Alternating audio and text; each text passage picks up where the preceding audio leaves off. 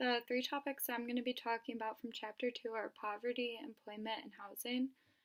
First, I'll talk about poverty. So, a mental disorder compromises people's capabilities in maintaining their income and financial independence. They may be unable to retain a job or face stigmatization in securing employment. So, an employer could possibly not want to hire them because of their mental health disorder, or they could have a problem um, working in a job because of their mental health disorder.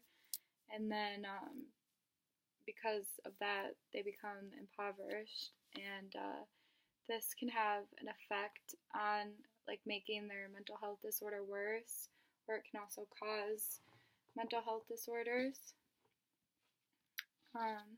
The social selection theories suggest that people who are prone to mental disorders drift downward into poverty, thereby further increasing the risk for mental illness. So again, just being in financial hardships can cause a higher risk for someone to have mental illness.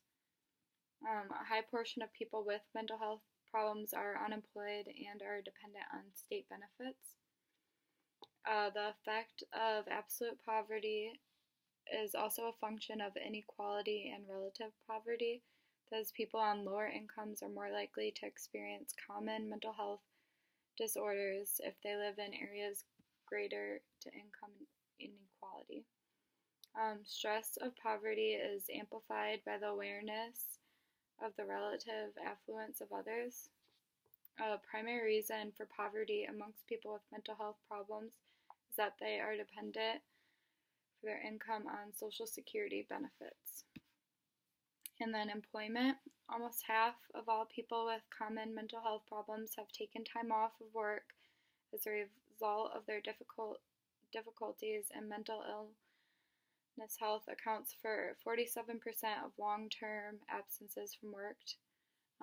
Prolonged unemployment correlates with deteriorating mental health.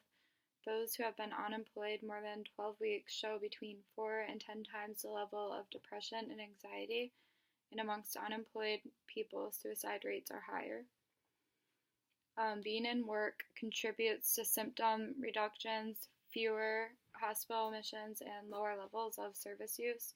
So if they are employed, they don't always have to use like mental health benefits or Social Security benefits, and they won't be as stressed and won't have to admit themselves to the hospital.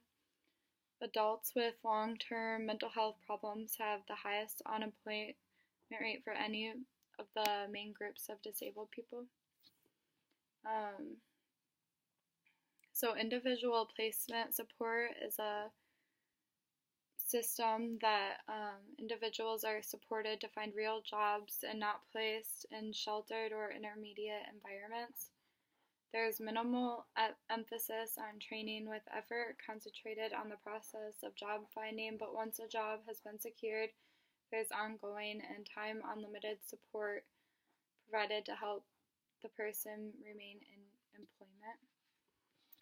Voluntary organizations and service user movements have encouraged people with mental health problems to become engaged in voluntary work, advocacy, education, and so on. Such activity is regarded as therapeutic and self-empowering.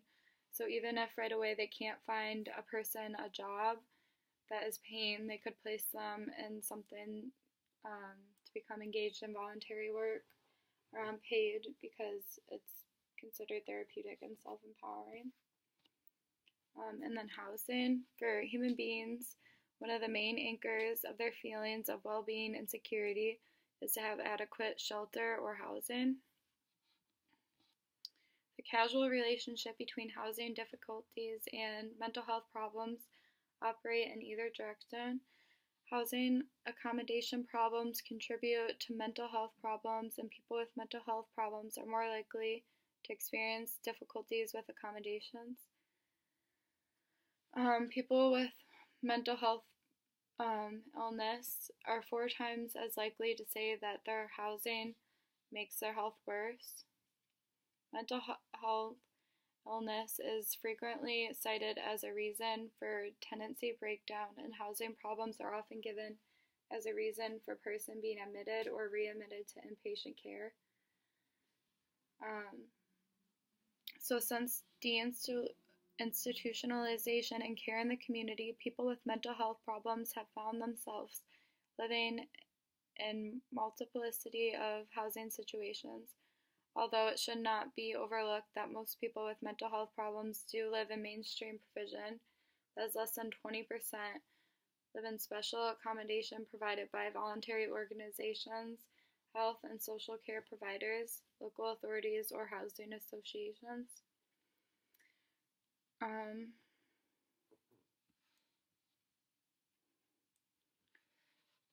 And then the experience of homelessness itself can cause mental health problems.